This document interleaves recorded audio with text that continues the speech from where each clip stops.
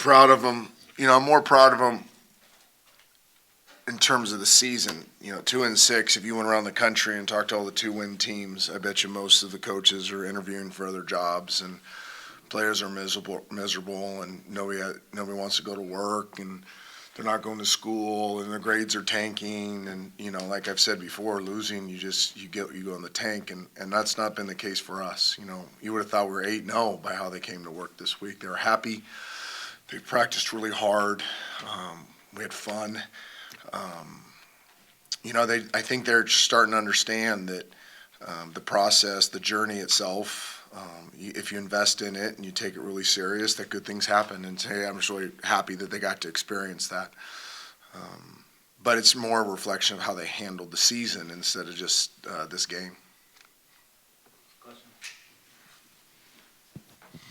Kind of along those lines, is how much work do you have to do in a situation like that when you're down, you're up 21 and you're down 7 and things are not going well, and to sort of coach against frustration or keep them not from being frustrated? How do you do that?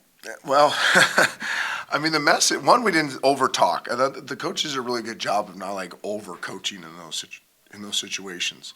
I mean, you feel it. You'd be lying to say that everybody wasn't a little shell shocked in the midst of that. But we've talked a lot about resetting this year, and we have shirts that say it. We talk about all the time living an 8-second lifestyle, and sometimes those 8 seconds are bad for quite a while, and they were. But you just got to keep resetting that clock and moving forward, and they did that. I thought defensively, getting that stop, getting the ball back to the offense, more kind of setting up some calls to get that big touchdown throw. That kind of gave us some momentum again and gave guys hope. But ultimately, it was just resetting resetting your mind and going out there and doing your job.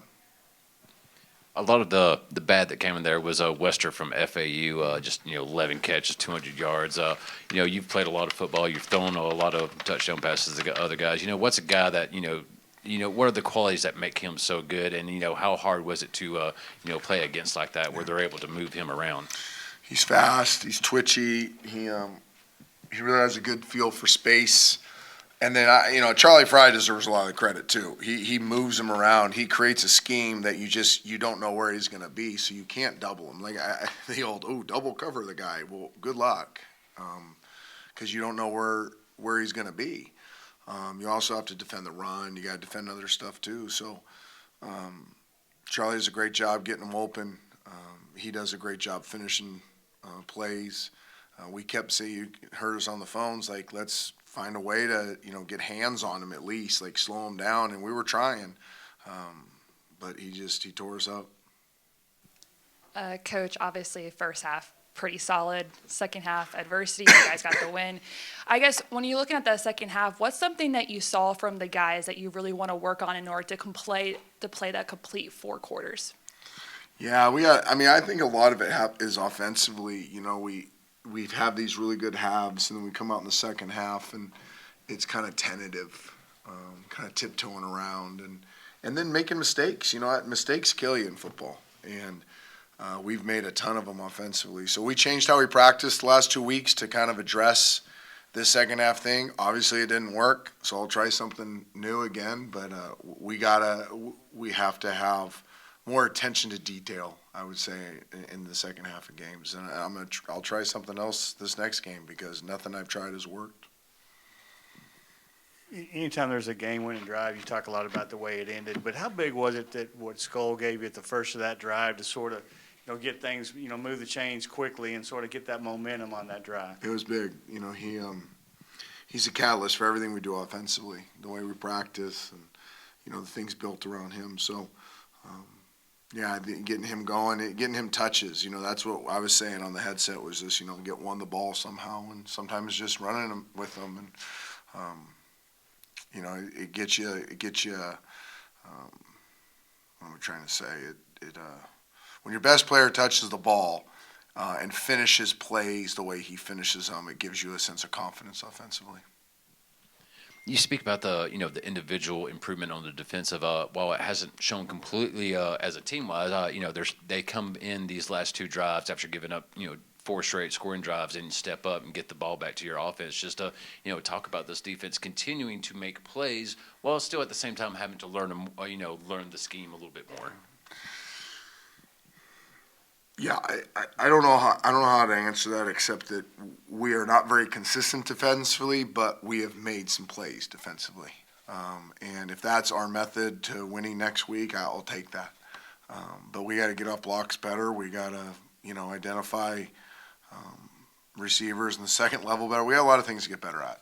But I was proud of how they stepped up and made plays even after not playing great defense there for 4 series in a row. So it hadn't been the easiest season for Matt Quinn. He's had some struggles. To see him hit a game winner like that, kind of how happy are you for him, and how confident were you of him in that situation? I'd be lying to say I was really confident. I mean, I went for it on 4th and 2 when I could have taken a 2-score lead.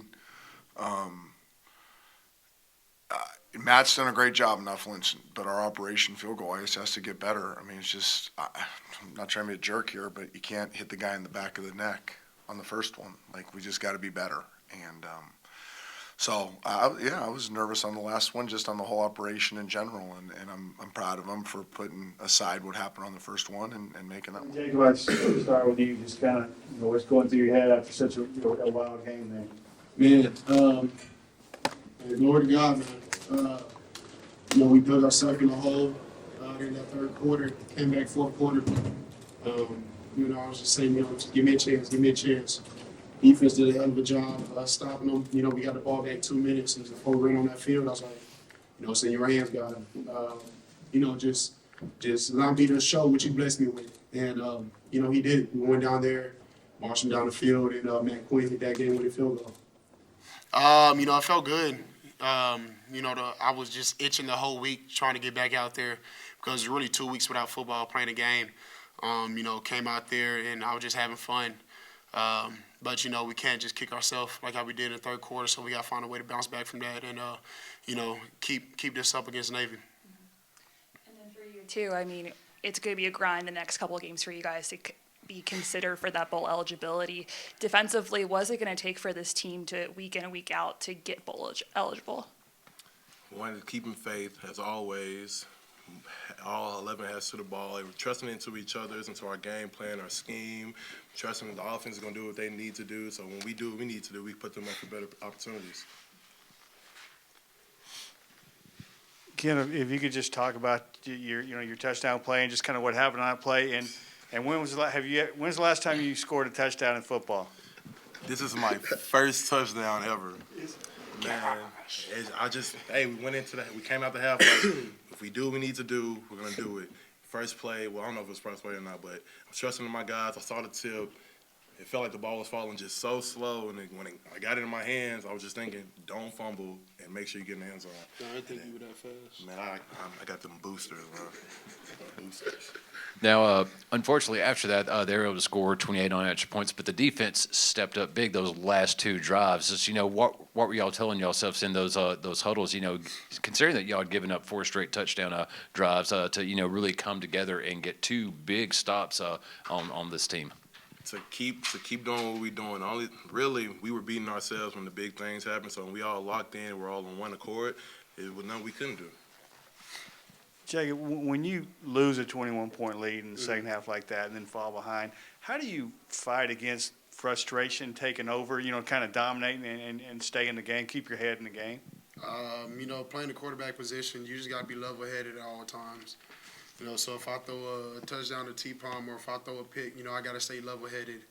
The biggest thing was just keeping my guys around me calm and collective because, emotions, throughout the game, everybody was just up and down, up and down, up and down, especially in those lows right there.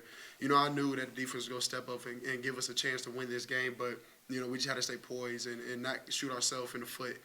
So, we did that, and, we just executed. That's really what it is. We executed. The other thing on that last drive, can you just talk about the role that Skoll played? I mean, he kind of got you started with a couple, big plays quick, like that, and just kind of just talk about him and just sort of his toughness there too. I say it every time. I probably won't ever meet somebody like Skoll again in my life. Just his personality, the fight that he has. You know, Skole's just hungry. He never wants to quit. And so, you know, he runs mean. And so I knew he was going to pick up those yards when we needed him to. You know, that really helped the drive, you know, staying ahead of the sticks. And so, you know, he set the tempo for that drive. And, you know, so, yeah, I'm thankful for him. For Kendall, while you didn't have many close encounters with LeJounte Wester himself, a lot of your teammates did. Just what were you hearing from those guys talking about this guy? He finishes, 11 catches, 200 yards, 4 scores today. Just, what were y'all talking about having to defend a guy like that? Well, we were knowing that he is their guy, really. So we know if we do what we need to do, make sure we stopped him and all we could. We knew the game was ours, and that's what we did.